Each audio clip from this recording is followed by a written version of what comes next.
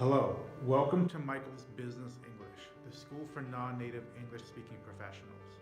In today's class, I am going to share 3 test-taking anxiety tips so that when you are faced with your next test or exam, you will have the tools you need to compose yourself instead of freaking out and not being able to focus.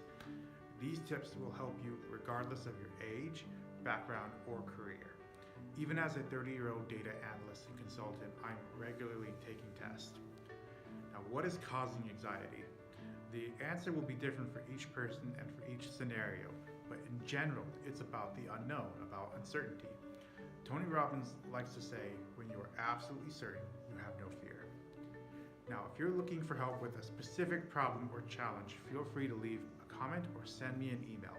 Subscribe to my channel to receive updates when new videos come out. Without further ado, let's get started. Tip number 1. Prepare early and often. With standardized tests like SAT and IELTS, you usually have a few months before you must take the test to progress your career.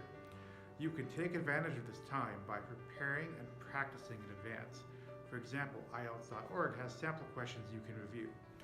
Tutors and coaches can also help you by assessing your sticking points and blind spots that you could not accomplish through self-study. It's also pretty common to get assigned tests without much time or material to prepare for them. How do you prepare for these tests when you have less than a day to study? It's okay to ask recruiters and hiring managers what kind of questions you can expect on the test. What I've done is use Google and YouTube searches for these tests and how to complete specific tasks, such as how to use index match in Microsoft Excel. This process is how I passed the test for Microsoft Access, even though I'd never used it before. Tip number 2, let go of perfectionism. If you are feeling nervous, part of the reason might be because you feel that failure is not an option. So I recommend 2 things here. First, I recommend giving yourself permission to fail. This might sound counterintuitive, but this will alleviate some pressure. Especially for the English proficiency test, most students have to take it 2 or 3 times to pass the test anyway. The second thing is to have contingency plans. In my line of work, sometimes I get handed tests that I have little chance of passing. Earlier this year, I got a SQL developer test asking me questions that were well beyond my knowledge. I was really frustrated at first, but then I reminded myself that it's okay if I fail. I can apply for other jobs or do more training after the test. And then when I finished the test, my contingency plan was to explain to the recruiter why I think I failed this test and how I have used SQL in my past roles so that I can show that I'm still a good fit for this position. This allowed me to calm down, focus, and finish the test instead of procrastinating and panicking. And I ended up passing the test despite my lack of confidence. Tip number 3, slow down.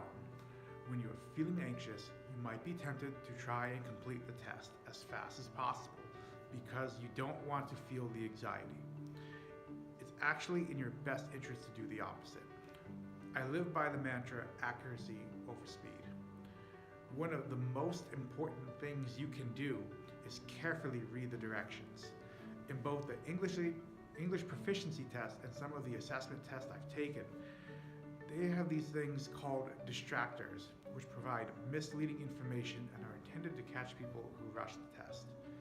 An example question that comes up is something like, which of the following is not a step in the process?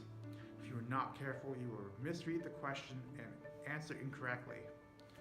To recap, I provided an overview of what causes anxiety for tests, and I provided 3 tips for dealing with your anxiety.